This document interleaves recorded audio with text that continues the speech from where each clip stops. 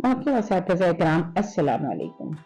मैं हूं Mohsina Mukhtar, snowman publishers की जानिब से।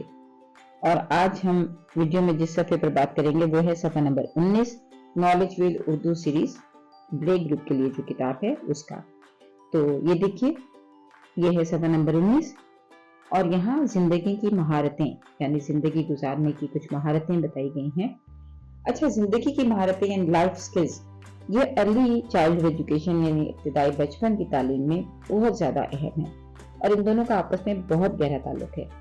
जो जिंदगी के पहले चंद साल होते हैं, ये वो वक्त होता है जब बच्चे सीखने, समझने और दुनिया से ताल्लुक बनाने के बुनियादी हुनर सीखते हैं और जिंदगी की बुनियादें जो हैं या जिंदगी गुजारने की जो महारतें हैं वो इनको मजबूत बनाती हैं।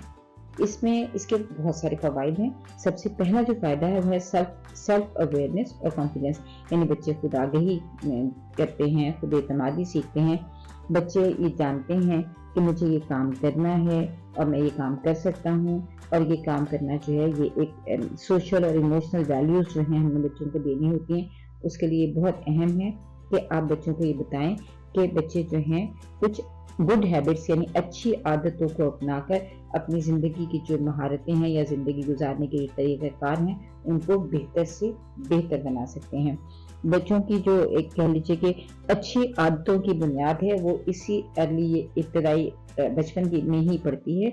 आप बच्चों को अगर शुरू में ही आप अगर बच्चों को मुख्तलिफ आदतें जो कि एक गुड हैबिट्स कहलाती हैं अगर आप बच्चों में डेवलप कर देते हैं तो बच्चों की ज़िंदगी गुजारने की जो बुनियाद है वो आप एक मजबूत तरीके से रख देते हैं।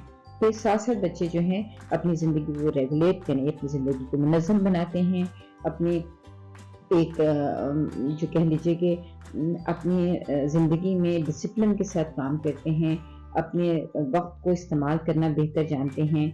इसके अलावा साथ साथ जो हमारी वैल्यूज़ हैं यानी हमारी जो इक़्तिदार हैं, हमारी जो कदरें हैं उनको सीखते हैं।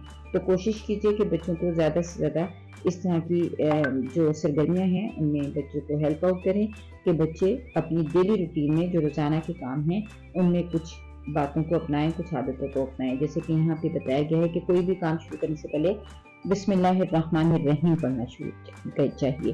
तो असल में यहाँ पर बिस्मिल्लाहिर्रहमानिर्रहीम की अहमियत को उजागर किया गया है। बीइंग मुस्लिम, एक मुसलमान होने के नाते हमें बिस्मिल्लाहिर्रहमानिर्रहीम हर काम से पहले पढ़ना चाहिए ताकि अल्लाह ताला की रहमत उसमें शामिल हो।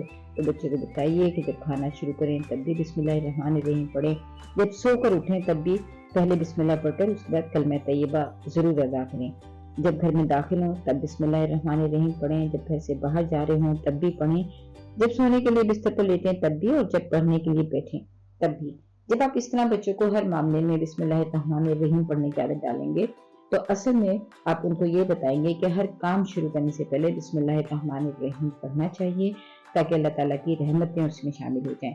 तो बच्चों को ये बताएं कि मतलब हमारे यहाँ अल्लाह ताला से मोहब्बत पैदा नहीं की जाती, अल्लाह ताला से खौफ पैदा किया जाता है।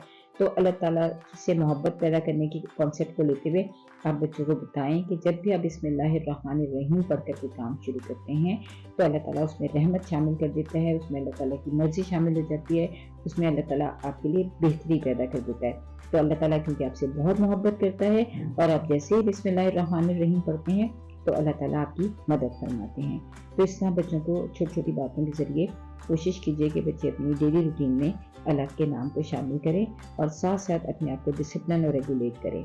और ये उनकी आप कह लीजिए कि सारी ज़िंदगी की बुनियाद है जो हम बना रहे हैं, और अगर हम इस बुनियाद को कहीं टेढ़ा कर देंगे, ख़राब कर देंगे तो उनकी सारी ज़िंदगी जो है वो डिस्टर्ब रहेगी और वो सारी ज़िंदगी बहुत सारे मामलात में परेशान रहेंगे। तो ये हमारा फ़र्ज़ है कि हम इब्तिदाई बचपन में उनको रेगुलेट करें। शुक्रिया।